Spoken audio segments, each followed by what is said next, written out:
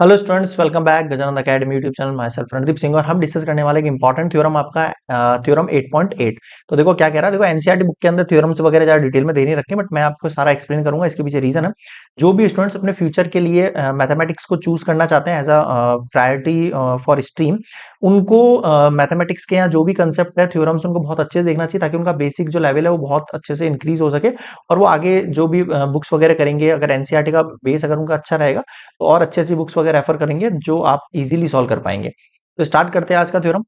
The line segment joining the mid points of two side of a triangle, माना कि दो triangle given है आपको, देखना गिवन कंडीशन को समझना। आप ए बी सी एक ट्राइंगल दिया है, उसमें mid point of two side, इसकी दो साइड जो है उसके मिड पॉइंट को ज्वाइन करती हुई एक लाइन आगे बढ़ रही है। ठीक है, इस पैरेलल टू थर्ड साइड ये निकालना है, एंड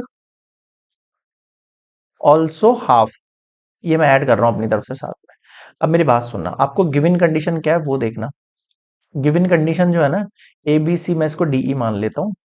डीई, मैं क्या मान रहा हूँ इस कंडीशन के ना, गिवन कंडीशन है कि एक ट्राइंगल के अंदर जो डीई साइड है वो इन दोनों साइड्स के मिड पॉइंट को ज्वाइन कर रही है। इसका मतलब ये हुआ कि एडी जो है वो इक्वल है डीबी के। एक सेकंड इन ट्राइंगल लिख देता हूँ, है ना। In triangle A B C, AD जो है वो इक्वल है बीडी के आपके, और जो ए ई है वो इक्वल है आपके सीई के। ये कंडीशन गिवन है, जिसको मैं मेरा फर्स्ट इक्वेशन मान लेता हूँ। समझ गए अच्छे से? ठीक है सर। अब आपको प्रूफ क्या करना है वो समझना। इसमें दो चीजें प्रूफ करनी है आपको। पहली तो ये कि डीई जो है वो पैरेलल है उसके थर्ड साइड के। थर्ड साइड कौन है? बीसी है। एंड डीई जो है वो हाफ ऑफ बीसी है, ये भी आपको प्रूफ करके देना है। दो चीज समझ में आ गई? हाँ सर। अब मेरा कंस्ट्रक्शन शुरू होगा। सबसे पहले ये समझना, देखो जो ये थ्योरम्स वगैरह है ना, इनके प्रूफ्स आपको जो है बहुत मतलब कंसाइज तरीके से आपको ये समझना है कि ऐसा हो क्यों रहा है। अब मैं सबसे पहले कंस्ट्रक्शन करूंगा, तो एक लाइन ड्रॉ करूंगा मैं यहां से ओ पॉइंट तक, या आप इसको डी ई एफ ले लेते हैं, तो चलो ठीक है। तो मैंने एक लाइन ड्रॉ करी है। Draw line from DE, that is, जो कि इक्वल होगी DE equals to E F. Draw करी है मैंने अपनी मर्जी से, ठीक है। एंड मैं कह रहा हूं इसको ज्वाइन कर दो सी एफ को। क्या कह रहा हूँ? इसको आप ज्वाइन कर दो सीएफ को। यहां तक क्लियर हो गया? कंस्ट्रक्शन बिल्कुल इजी है। हाँ सर, कंस्ट्रक्शन में मैंने एक चीज ऐड करी है, ये वाली लाइन इस लाइन के इक्वल ड्रॉ कर ली है मैंने। ठीक है सर। अब मेरा प्रूफ शुरू होगा। अब आप उसको ध्यान से देखना। प्रूफ में मैं ले रहा हूं in triangle A D E and triangle C E F. अब आपको साफ दिख रहा होगा, देखो। सबसे पहले तो ये एंगल इस एंगल के इक्वल है। क्यों सर? वर्टिकली ऑपोजिट है, साफ ही दिख रहा है। ये लाइन कट कर रही है, ये लाइन कट कर रही है। तो मैं कह सकता हूं ए ई डी जो है ना, वो इक्वल है सी ई एफ के। रीजन क्या है इसका? बिल्कुल सिंपल है, वर्टिकली ऑपोजिट एंगल। ठीक है सर, ये चीज क्लियर हो गई। एक आपका जो डीई है ना, वो इक्वल है ई एफ के। इसका रीजन क्या है? बाय कंस्ट्रक्शन, आपने कंस्ट्रक्शन करके इसको प्लॉट किया है ऐसा ही कि इक्वल हो। ठीक है सर। और आपको ए ई जो साइड है वो ईसी साइड के गिवन है। ये इक्वल साइड बोला था, ये रहा ए ई, ये रहा ईसी। अब ये करने से क्या समझ में आया आपको? अब आपको दिख गया होगा कि ट्राइंगल ए डी ई जो है वो कॉन्ग्रुएंट है। अब कॉन्ग्रुएंट से लिखना बहुत ध्यान से। ए डी ई लिखा है तो ये वाला जो ई एंगल है, इसके ई एंगल के इक्वल है, तो लास्ट में ई आना चाहिए। ये कंफर्म हो गया।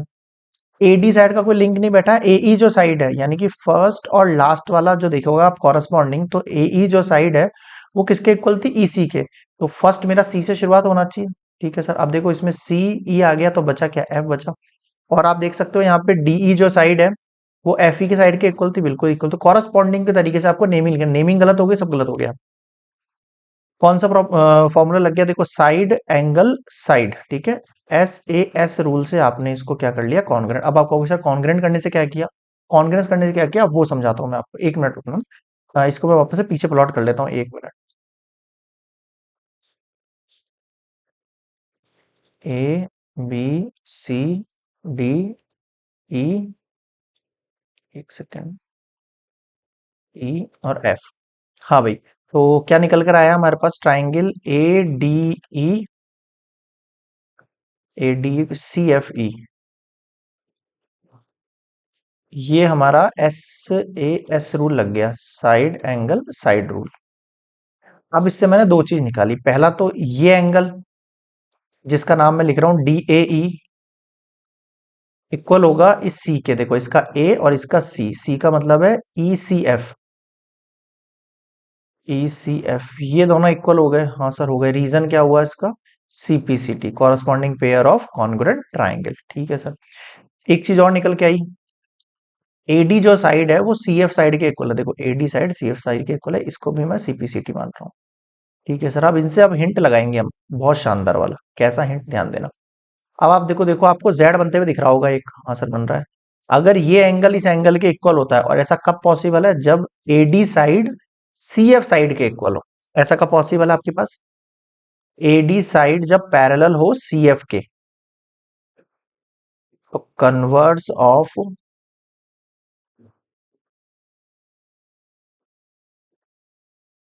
ऑल्टरनेट एंगल, ये चीज समझ में आ गई क्या आपको, हाँ सर आ गई है। भाई हमने यहाँ पे ये कंसेप्ट लगा लिया, Z बनता हुआ का, तो Z बनते हुए कंसेप्ट लगा लिया, तो आपको यहाँ दिख रहा होगा कि AD साइड जो है वो इक्वल भी है CF साइड के, हाँ सर AD साइड जो है CF साइड के इक्वल भी है, और AD साइड जो है CF साइड के पैरेलल भी है। पैरेलल का रीजन मैंने दे दिया आपको, ऑल्टरनेट एंगल का कन्वर्ट लगा दिया। अब देखो AD साइड जो है वो BD तक इंक्रीज हो रही है, हो रही नहीं हो रही, हाँ सर हो रही है। तो मैं अब इसको AD साइड लिखूं, अब मेरे को एक चीज और गिवन थी, AD जो है इसको आप इक्वेशन नाम दे दो, एक सेकंड, मैंने किस किस को नेमिंग दे दी है, अभी तक किसी को नहीं दिया ना। तो ये जो निकल कर आया है, मैं इसको फर्स्ट इक्वेशन नेमिंग दे देता हूँ, या फिर गिवन कंडीशन क्या थी आपको, अच्छा गिवन को मैंने फर्स्ट दे दिया था ना, इसको फिर सेकंड दे दो। अब आप थोड़ा सा ध्यान लगाएंगे, फ्रॉम इक्वेशन 1 एंड 2, दोनों इक्वेशन को देखो। फर्स्ट वाली इक्वेशन क्या कह रही थी आपको, देखो फर्स्ट वाली इक्वेशन कह रही थी आपको AD जो है वो BD के इक्वल है, हाँ सर। और ये कह रहा है आपको AD जो है वो CF के इक्वल है, हाँ सर। तो मैं क्या कह सकता हूं, अब मैं अगर मैं ये देखूं, इस AD की जगह मैं BD रख सकता हूं क्या, हाँ सर लग सकता हूं ना। तो BD इक्वल हो गया क्या CF के, हाँ सर हो गया। और अगर AD इसके पैरेलल है, तो AD को मैं इंक्रीज कर सकता हूँ, AD की जगह मैं BD लिख सकता हूँ, तो BD भी जो है वो पैरेलल हो गई CF के।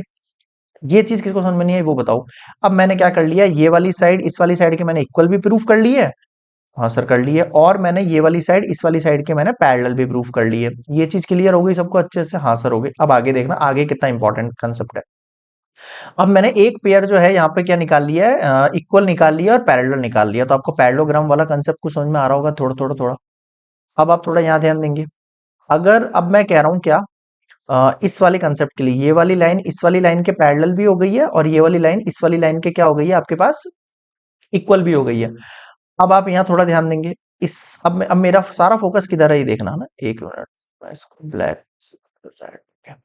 मेरा सारा फोकस इसके ऊपर है, इसके ऊपर, कुछ समझ में आ रहा है, हाँ सर आ रहा है। ये वाली साइड इस वाली साइड के काम आ गई है, बिल्कुल आ गई है। अब आप मुझे बताओ DE साइड जो है, ये अगर मैं कंप्लीट इसको लूं, अगर मैं इसको कंप्लीट लेना चाहूं तो क्या कह सकता हूं, इसका एक पेयर जो है इसके इक्वल और पैरेलल आ गया, हैंस तो मैं क्या कहूंगा, देयर फोर, इसका नाम लिख रहा हूं DFCB इज अ पैरेललोग्राम। ये चीज किसको समझ में नहीं आई वो बताओ। भाई हमने इसको एक पैरेललोग्राम प्रूफ कर लिया है, एक पेयर जो है मेरे पास पैरेलल आ गया, इक्वल आ गया, ठीक है सर। पैरेललोग्राम आ गया तो हम ये भी कह सकते हैं, अगर ये पैरेललोग्राम है तो आप कह सकते हो DF जो है वो भी पैरेलल होगा BC के, हाँ सर होगा, DF जो है पैरेलल होगा। और आप क्या कह सकते हो, DF जो है पैरेलल होगा BC के। अब ध्यान रखना, DF जो पूरी लाइन है, मैं इसको हाफ भी तो कर सकता हूं भाई, मैं DF जो लाइन दे रखी है आपको, वो DF लाइन DE से होकर ही जा रही है, तो मैं इसको DE पैरेलल टू BC भी तो बोल सकता हूँ, हाँ सर बोल सकते हो। भाई जब अगर ये लाइन इसके पैरेलल है, तो ये आधी लाइन भी इसके पैरेलल होनी है, क्योंकि ये कंप्लीट लाइन है, कंप्लीट लाइन का मतलब मैं हाफ लाइन भी इसी में से ले सकता हूँ। और क्या कह सकता हूं मैं, DE जो है, सॉरी DF जो है वो इक्वल है BC के, ये भी कहूंगा, हाँ सर कहूंगा, ये भी कहूंगा। अब आपको पता है DF जो मैंने ड्रॉ करी थी, वो इस पूरी का हाफ हाफ था, मतलब दोनों पार्टीशन थे। क्या देखा था मैंने शुरू शुरू में, देखो रुको एक सेकंड में बताता हूँ ऐसे आपको, ऐसे, ये मेरा कंस्ट्रक्शन था कि DE जो साइड है वो EF साइड के बराबर है, इक्वल है। यही कहा था मैंने आपसे, क्या कहा था कि डीएफ साइड जो है कंप्लीटली आपके पास, वो डीएफ साइड जो है इस कंप्लीटली क्या है, पैरेलल हो रही है भाई, ये वाली साइड इस साइड के क्या हो गए, पैरेलल। अब आप अगर इन दोनों लाइंस को देखो, ये लाइन इस लाइन के पैरेलल हो गई है, ठीक है। अब इस वाली लाइन को देखो, ये दोनों लाइन इक्वल थी, हाँ सर इक्वल थी। अगर मैं आपसे ये कहूं DE equals to half DF, तो ये गलत होगा क्या? नहीं सर, डीई जो साइड है वो इस पूरी लाइन की कितनी है, हाफ है। हाँ सर इक्वल है। अब ये देखो मैंने डीएफ के इक्वल बीसी माना है ना बेबी, भाई ये पैरेललोग्राम है आप मेरे पास, तो DE equals to half of DF की जगह बीसी रख दूं क्या? हाँ सर रख दो ना। ये लो, ये आ गया आपका फर्स्ट वाला केस जो आपको प्रूफ करना था, और ये आ गया सेकंड वाला केस जो आपको प्रूफ करना था। Hence proved. अब मुझे बताओ क्या नहीं आया यहाँ तक। तो आपने प्रूफ कर लिया है कि ये जो लाइन है मिड पॉइंट को जॉइन करने वाली, इस पूरी लाइन की क्या होती है, हाफ होती है। और हमने प्रूफ कर लिया डीई जो है वो पैरेलल भी होती है। क्लियर हो गया? तो ये आपका थ्योरम 8.8 होता है कंप्लीट।